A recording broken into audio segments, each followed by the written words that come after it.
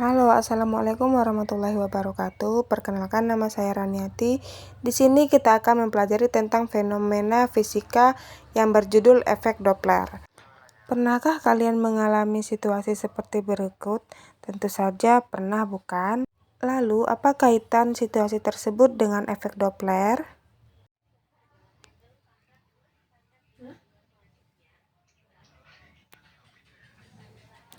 Saat mobil ambulan dalam keadaan diam, maka kamu akan mendengar suara sirine yang konstan dari tempat kamu berdiri.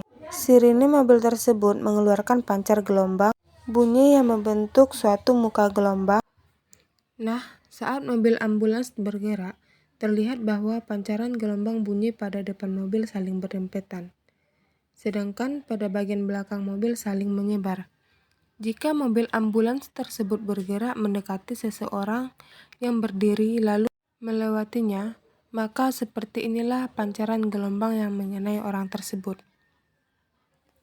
Di mana pancaran gelombang yang berdempetan menggambarkan bahwa pancaran gelombang tersebut memiliki panjang dan pendek, serta frekuensi yang tinggi, sehingga suara yang terdengar semakin kencang seiring dengan berdekatnya ambulans tersebut, maka semakin kencang suara yang terdengar.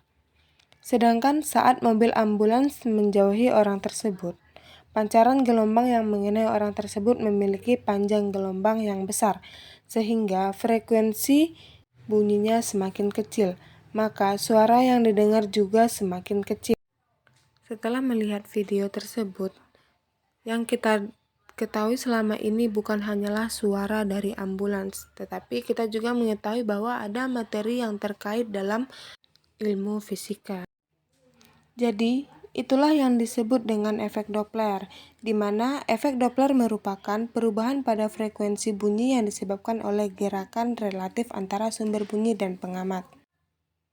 Efek Doppler dikemukakan pertama kali oleh seorang fisikawan yang bernama Christian Doppler pada tahun 1803 sampai 1853. Di mana dari hasil pengamatan beliau tentang efek Doppler lalu dituliskan oleh teori matematis, yaitu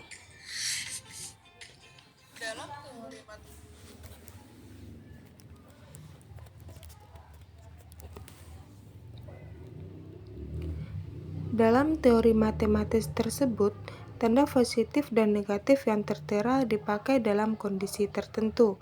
Saat pendengar bergerak menuju sumber bunyi, gunakanlah tanda positif pada kecepatan sebagai tanda adanya peningkatan frekuensi. Saat sumber bunyi mendekati pendengar, gunakan tanda positif pada kecepatan sumber bunyi sebagai tanda adanya peningkatan frekuensi. Saat pendengar bergerak menjauhi sumber bunyi, gunakan tanda negatif pada kecepatan pendengar sebagai tanda kecepatan adanya penurunan frekuensi. Saat sumber bunyi menjauhi pendengar, gunakan tanda positif pada sumber bunyi, tanda adanya penurunan frekuensi. Baiklah teman-teman, demikianlah pembahasan kita mengenai fenomena efek Doppler pada pelajaran fisika. Sekian, terima kasih, semoga bermanfaat. Assalamualaikum warahmatullahi wabarakatuh.